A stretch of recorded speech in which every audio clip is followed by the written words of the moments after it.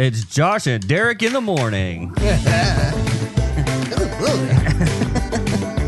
is this?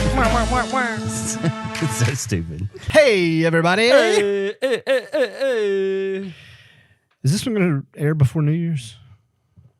I don't know. Let's see. It'll be New Year's Eve when it comes out. Hey, look at that. Well, Happy New Year's, everybody. Happy New Year's Eve. Yeah. Last week was Our Christmas Christmas Eve. episode, yeah. Yeah. Did you get everything you wanted for Christmas? Yes.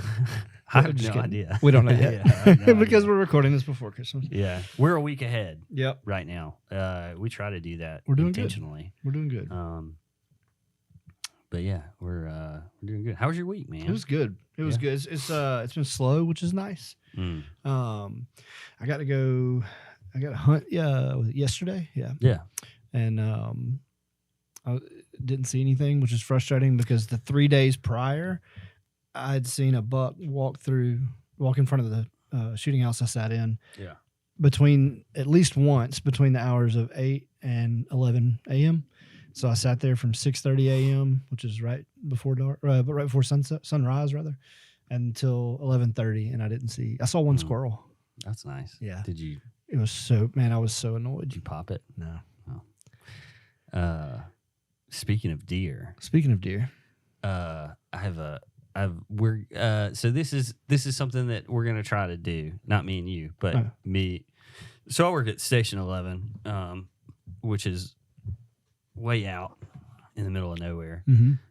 We don't have a lot going on, but we do have deer that come up to so we put corn out, we let them eat and stuff. Do you bow hunt out there? We do not.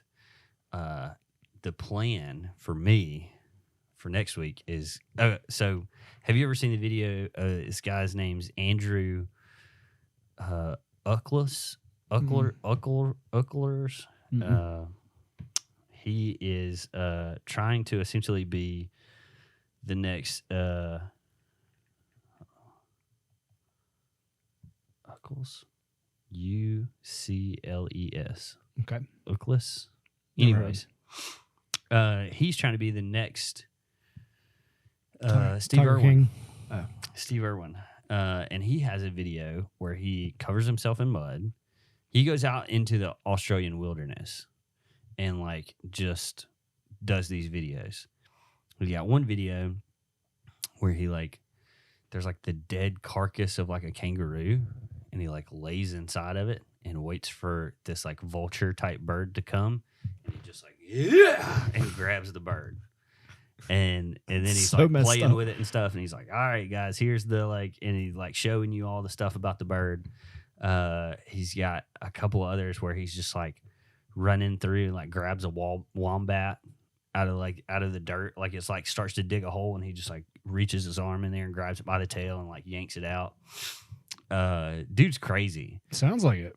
He's got one video in particular that this would make the Southerners be is he sits out in the woods, he covers himself with mud, he's there for 6 hours, laying next to this watering hole, and a deer walks up, and he just and grabs it and then wrestles it around and is this is a deer, and showing you, and Those things are strong. yeah. So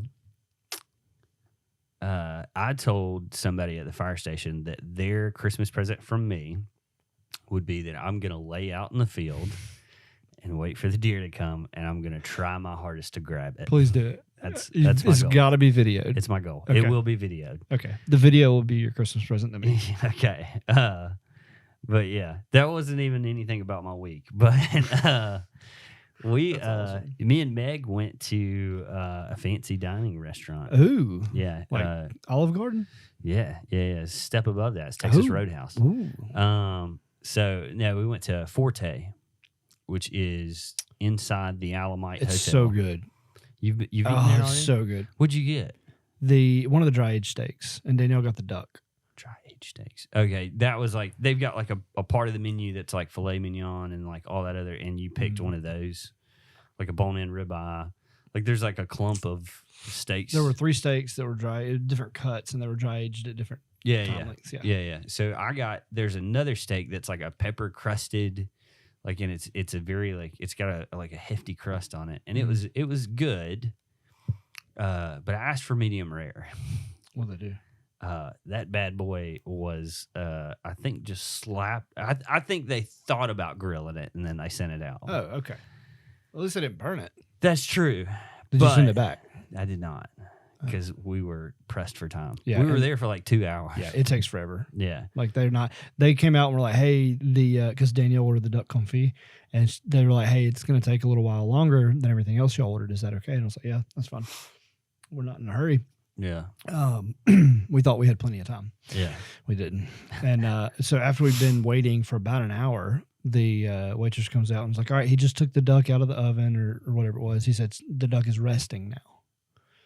I was like, gotta let the duck rest, man. Got to get a nap before it gets eaten. You shouldn't have told me that the duck was out and resting. You just should have came back in like 5 minutes. And Here's like, the duck. Here's the duck. Right. Yeah. I mean, I had the steak and it was good. It was very rare, which is like it was too rare. Mm-hmm.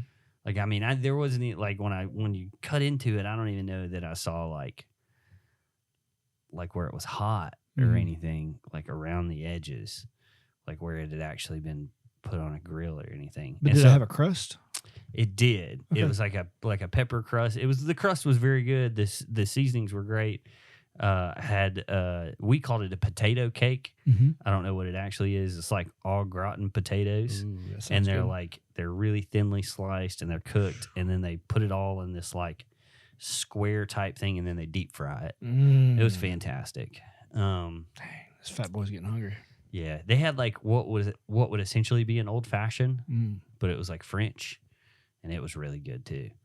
And then we went over to the Bama Theater. They were doing a something for young. Oh man, I always mess this up. It's young Junior League. Junior League was doing an event where they had National Lampoon's Christmas Vacation playing. Oh, that's cool. And so you go watch the movie, and they had some cocktails and popcorn and stuff. So we did that, and then after that, we went to Central Mesa and got some drinks there and ate. And then after that, we went to Session and then had some cocktails. Man. Yeah. It was, I mean, sounds like a good night. It was pretty fun. Yeah, it was a fun night. It was a fun night without the kids. And I mean, it lasted over the course of like 4 or 5 hours. So it wasn't like we were just like, oh, go to the next bar. Right. Out bar hopping. Yeah. No, it was just like, this is nice. And then it was like, what do you want to do next? And it was like, well, the babysitter leaves at 11. So we got some time to kill. Also, complete transparency. While we were at Central Mesa, I had to use the bathroom. Uh-oh. I was in there for like 30 to 40 minutes. Jeez. I was stopped up. I could not get it out. Man. I'm in there bearing down. I'm sweating.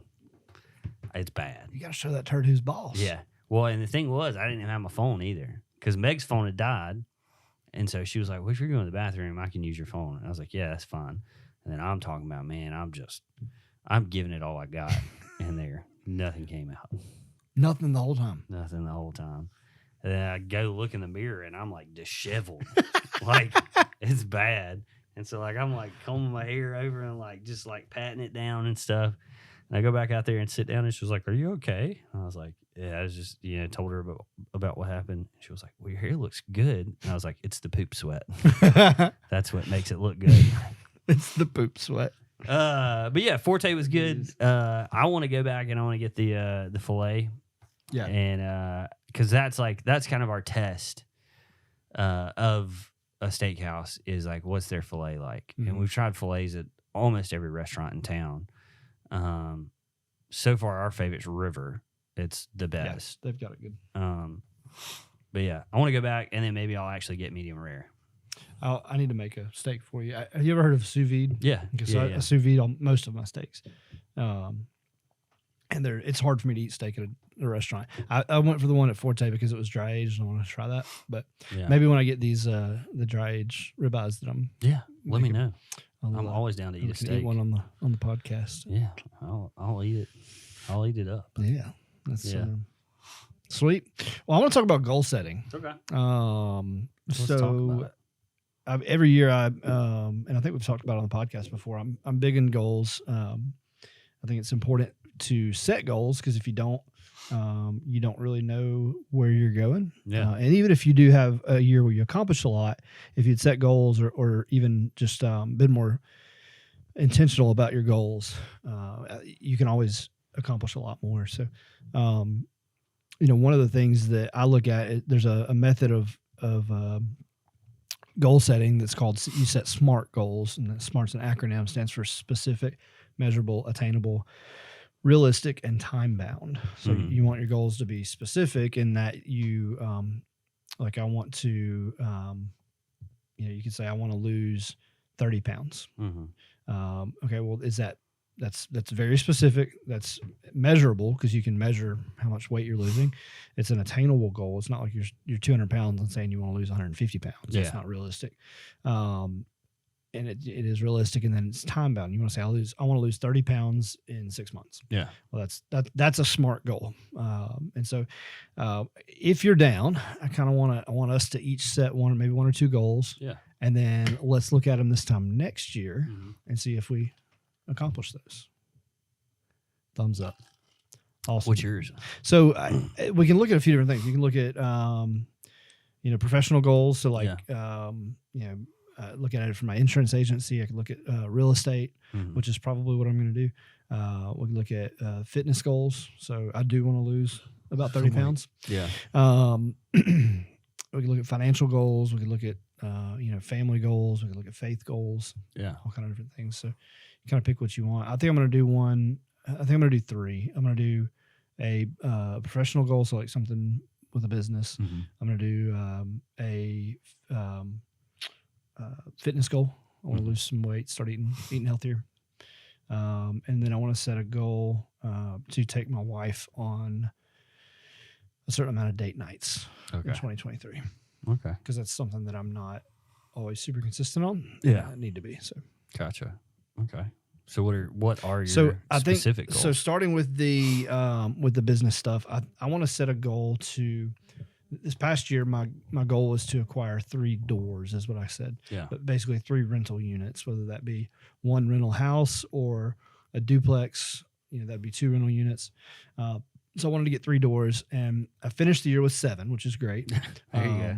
But the more I've thought about it, I'm like, I don't really want to set a number of doors necessarily, because you could buy a rental unit and it only cash flow $100, or you could buy a rental unit and it cash flow $1,000. So I think that's really where I want to focus more right now for 2023 is let's make a certain amount of cash flow, monthly cash flow.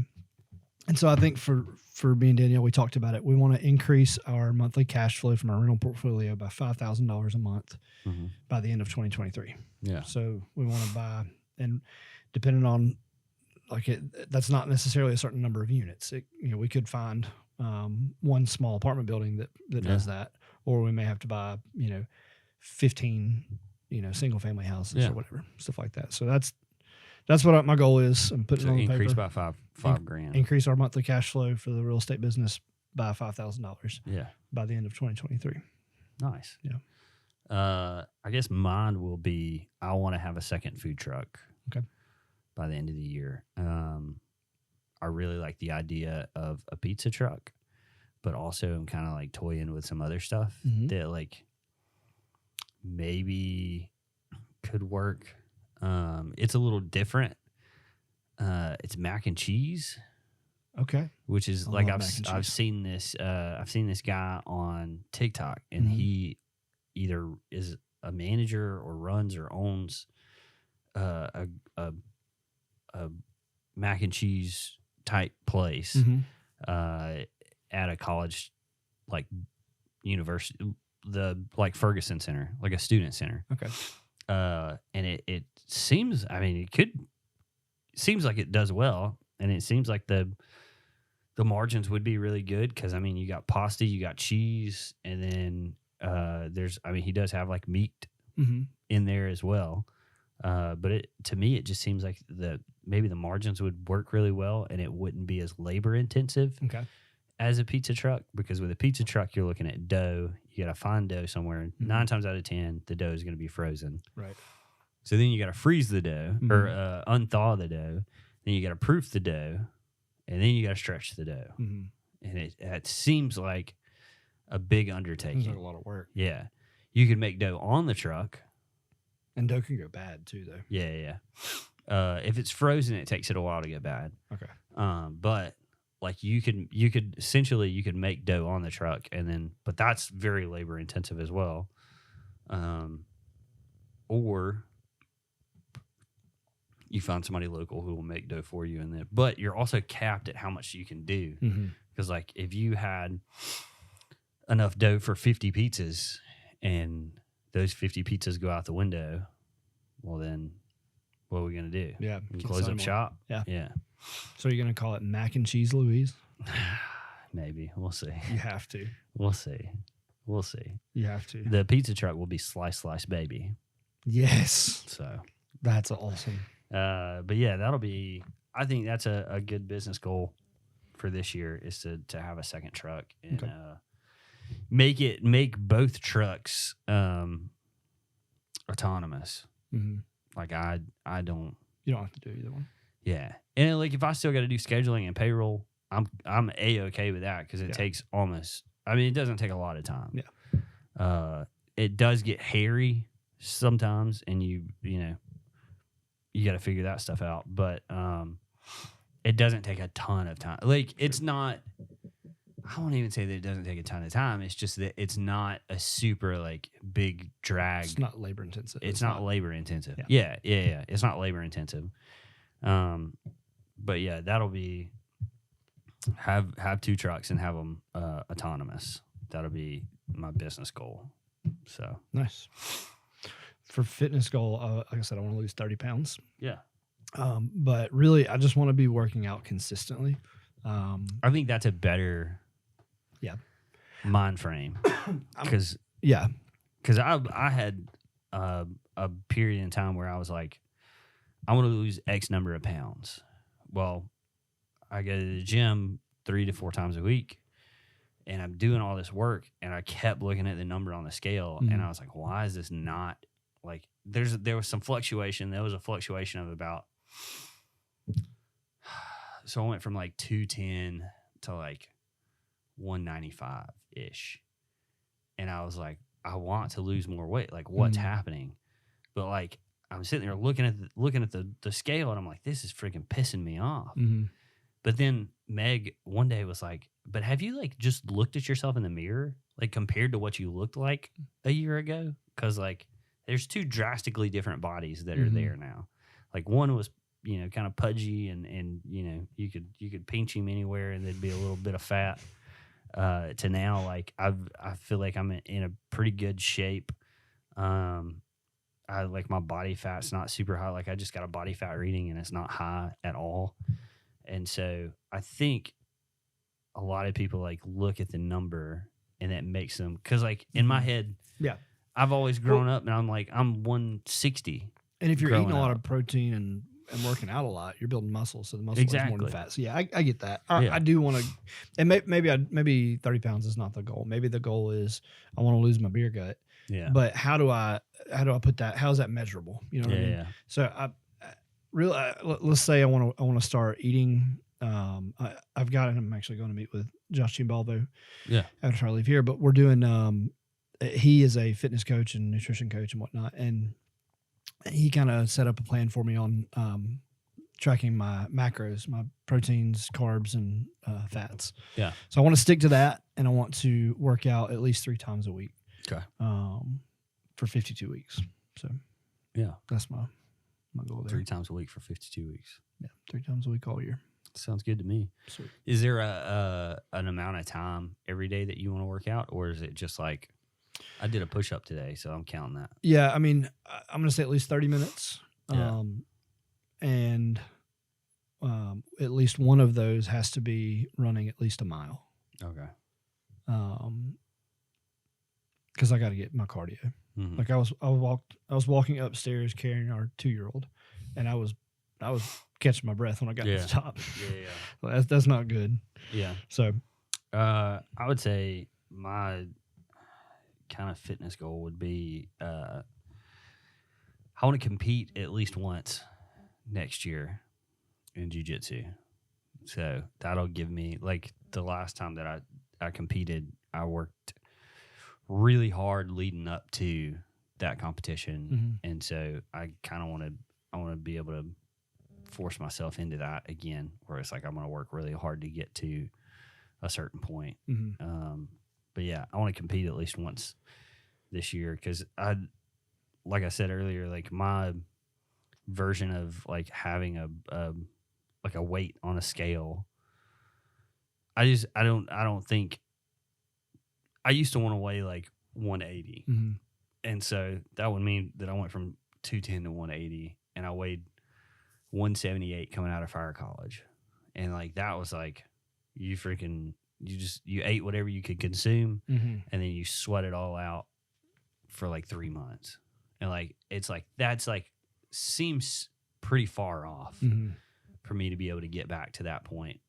It's probably not, but it seems really far off. And so if I was like, yeah, I want to weigh 180 or 185, that might hinder other aspects of like what I consider my fitness. You know, that like I'm not as strong because I'm down 10 pounds. Sure, that makes sense. So I would have to shed muscle in order to get down.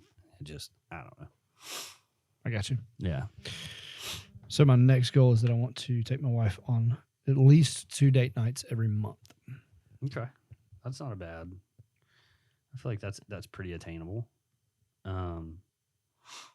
We had a thing every year. We seem to like find ourselves on a trip.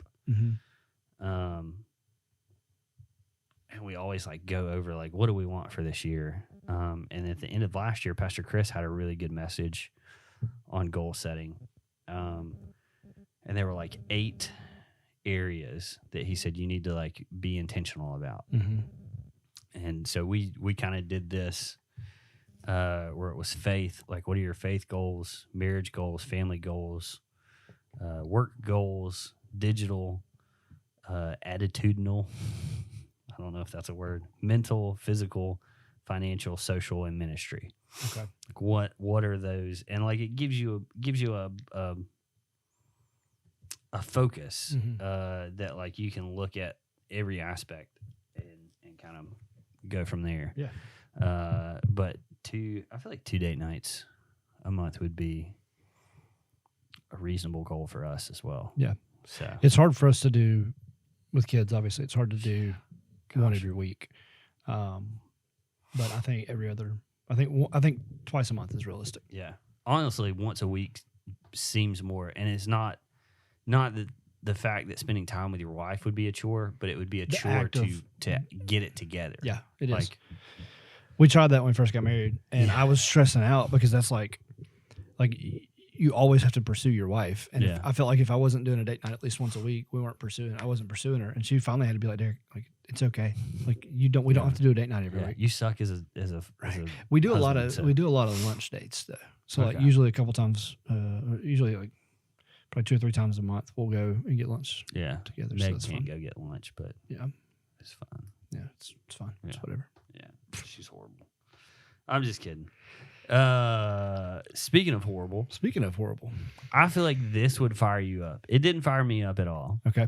But I feel like this would fire you up. Okay. So 2020, 2021, we were all getting stimulus checks, right? Everybody was getting them. Yep. It was great. It was good. Little cash flow. Do you think that so this would be, do you think that like illegal immigrants should have got a stimulus? No. Okay, yeah. Seems obvious. What about like people in prison? No. Well, they did. No, they didn't. They did. 100%. So this caused a major shift in the prison system too, because check this out. They were so like you could go. Essentially, you could go to the commissary at the prison and get whatever you wanted. I mean, it's like an open field day because you just got dropped like $1,000 in your bank account When they're used to making 25 cents an hour. Exactly, and so there were like nobody was working the cafeteria. Nobody was doing any of this stuff because it was like you gonna pay me 25 cents an hour, and I got $1,000 in my bank account. What do I care about your 25 cents an hour? And so they had to bump it up to like 55 cents an hour. Oh my gosh! And people were like, then people started to do it, but like, man, it was just like, it was a crazy and like, because I mean they were still citizens, so there was nothing in the literature of the bill that said that money should have gone to the prison. Well, to help take care of them. So come on though, the prison's just as corrupt as they are. Like they would have freaking spent it on trips for their CEOs that over these privatized prisons. I figured that would fire you up a little. Yeah, bit. that aggravates me. But I'm not okay with that. They got them, and it changed their life. My whole thing on that was like, I didn't need the stimulus check. Yeah, thankfully we're very fortunate. But I don't even know if you could opt out of it. I don't think you could opt out of it. But I was like, if I'm going to have to pay for it with inflation. Yeah. So if I'm going to have to pay it back, I'm going to take it. Like that was my whole mindset on it. They're not paying it back. Oh, that's aggravating. Yeah. Well, they actually somebody ended up suing because they were like, initially they weren't going to get them, and then they sued and like went all the way to I think the Supreme Court, and the Supreme Court was like, "There's nothing stated in the bill's literature that says that they can't." So that was just an oversight, were they? Yeah, they were going from 27 cents an hour. They had to up the pay to 40 something, and then give everybody 40 hours of work, whether they were working that day or not. Give them all 40 hours of pay. Yeah. And like they would before they have like these small games like poker games and stuff inside prison, and it would usually be like a few dollars, and then it went to hundreds of dollars, and then thousands of dollars, and so like they're running essentially a full-fledged casino in the prison. Yeah. But one thing that they realized too is that conflict within the prison almost disappeared. I guess because nobody was like, everybody's like, what am I beefing with you? Like, I can get all the M&Ms I want now. Yeah, exactly. But yeah, I figured that would make you pretty happy. Yeah. Interesting thing that I saw this week.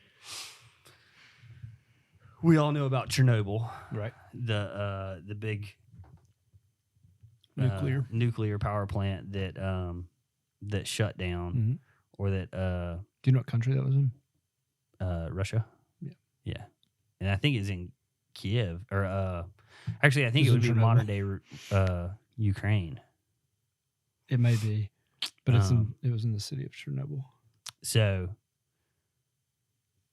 when you think about Chernobyl, what do you think? Like, what's your paint me a picture of like what you think? So it was a booming city. Yeah. That was bringing in people to work at this nuclear power plant, and everything was great, and then until it wasn't, and then. So what would you say about like after?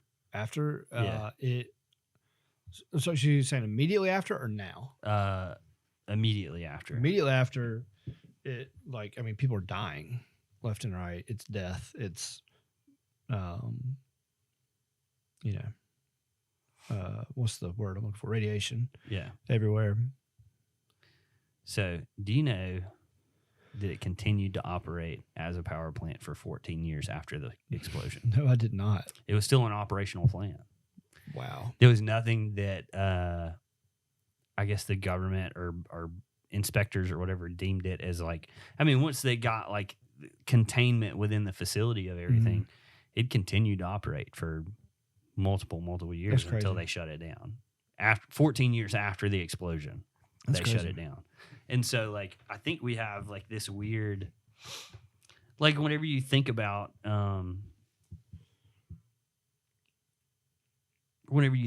like nuclear, you think about Chernobyl, and you think about, like all the massive like destruction and like all that stuff. But like,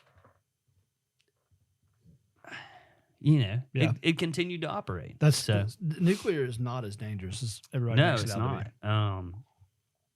It's not at all. But that blew my mind that that happened. Yeah, and that's they, crazy. So they actually ended up still using the reactors too. They just upgraded them to be safer. Like, I don't think people live there now, do they? No, people don't live there now Because of the And radiation. and so they have like the big concrete tomb essentially that goes over the top of it. Mm-hmm. So I mean, I don't know necessarily that if it's a if there's still an issue there because they have like the big concrete tomb or whatever that goes over the top of it. But maybe it is. I don't know. That's crazy. I'm looking. They have a museum or a monument to those who saved the world. Mm-hmm. Have you watched that TV show Chernobyl? Mm-hmm. That was a good show. Yeah, I really liked it. Yep. But yeah, that's crazy. That's absolutely crazy. Crazy. So I recently listened to this guy on TikTok, and he makes some good points about the recession. So this guy, so BlackRock came out the other day, and they said that essentially get ready for a recession. Like any of the others that are in the past, what worked in the past won't work now.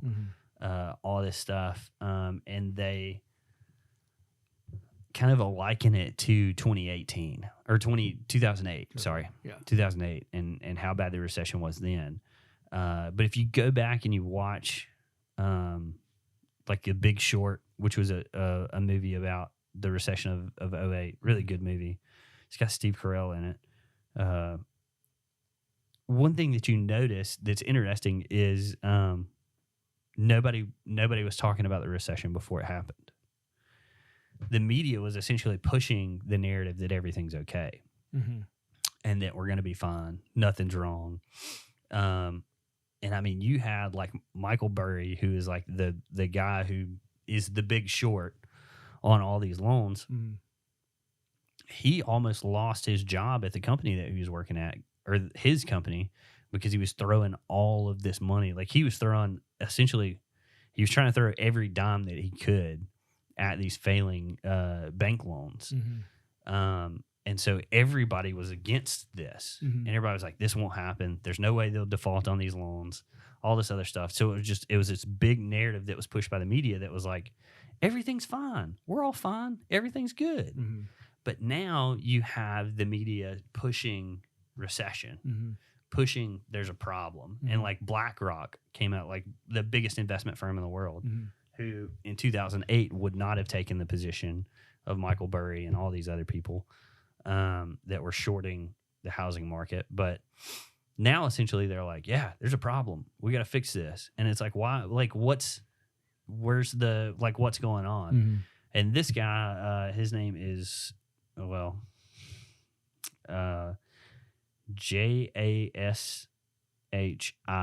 Project on TikTok. And his thinking is push all this fear, make the like fuel prices going down, fuel all this stuff, and then buy all the real estate we can. So like create a panic, create a problem, and then get everything for super cheap, and then hold it for the rest of eternity.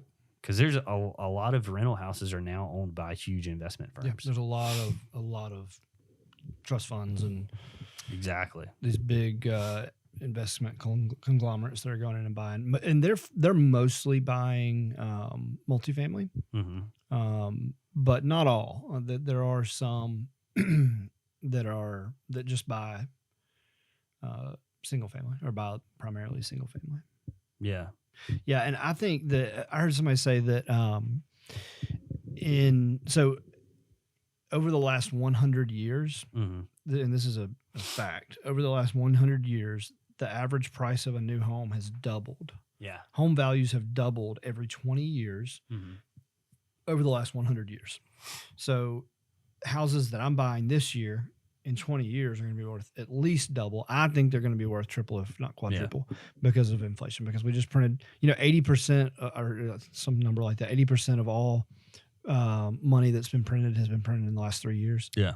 That's mind blowing. And so when you think about like inflation was really bad when we just printed 4 times more money than we've ever printed in our entire of a nation. Yeah. And so I think you're going to see closer to a quadrupling of home prices, of gas, of milk, of bread, food, of everything. And so there's a lot of these investment companies that are going and buying up real estate. The reason I'm buying so much real estate right now is because first off, they're not making any more land. And so if you can buy land, especially land that is inhabitable, you're going to be at a much better position than if you don't.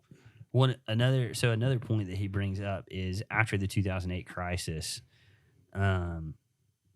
it became extremely hard to buy a house. Like the requirements for these loans, and those requirements are still in place today. Yeah, they haven't lessened that. And so I don't think you're going to have the foreclosure rate that everybody's saying that there is. No, I definitely don't think that. And that there are, it looks like that the inflation rate is starting to slow down too. And so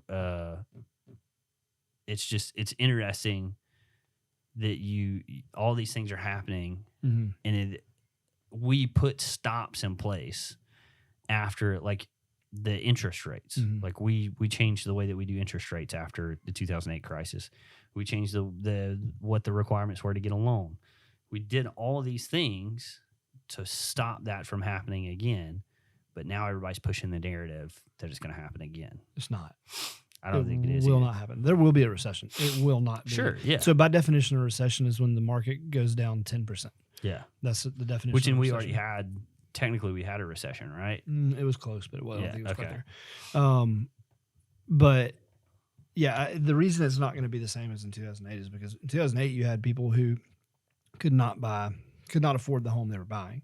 So you had people going in and buying a $500,000 house, making $50,000 a year. Well, that's not going to work. Yeah. And so what they were doing was they were doing interest-only loans where you never pay your house down. You always pay only interest. Only pay the interest. Yeah. Or they would do ballooning loans where it's, we amortize it over 30 years, even 40 years in a lot of cases, and to get your payment where you can afford it. But then in 5 or 7 years, now 100% of it's due, and you got to pay it all like that. And they couldn't do it; they'd foreclose on them.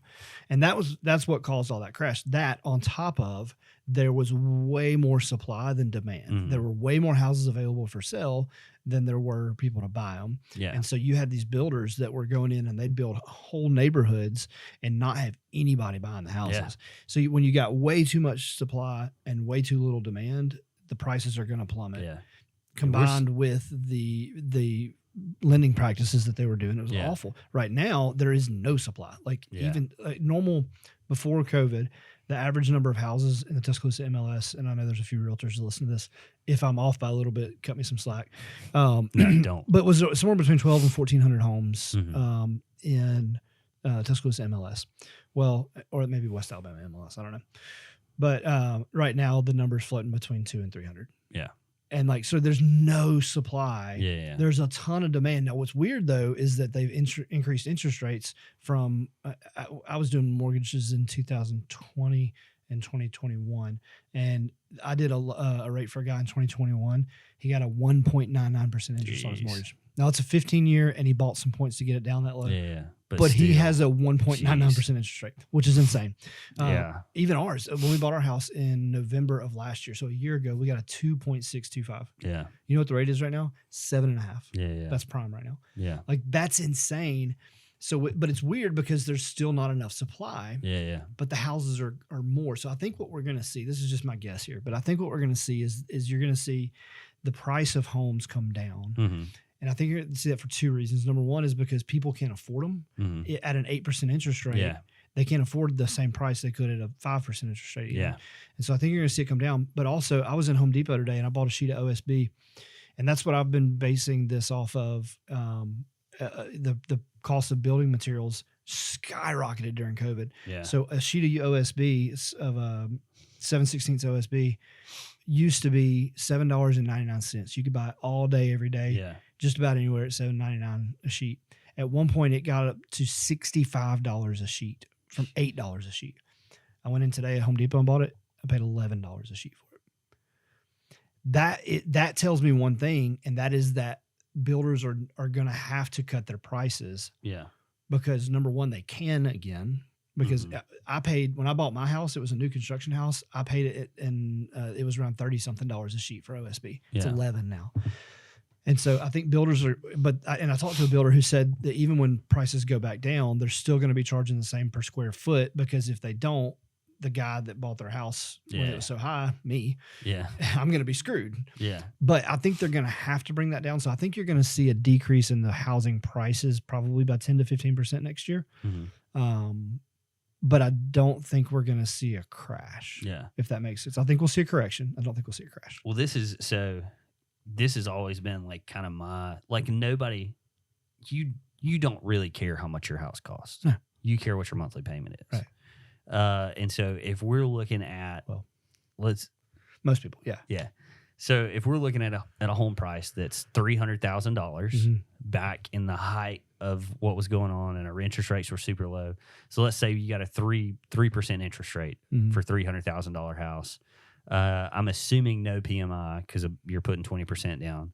That's essentially $1,212. So now you look at the rate, which is, you were saying 7%. That's $1,797. So you're almost jumping $600 a month in your loan payment. Like that's an unattainable. $1,200 maybe we can do. $1,700. That's insane. Yeah. And that's assuming no PMI and all that other stuff, which you're gonna have that. It's nuts. Yep.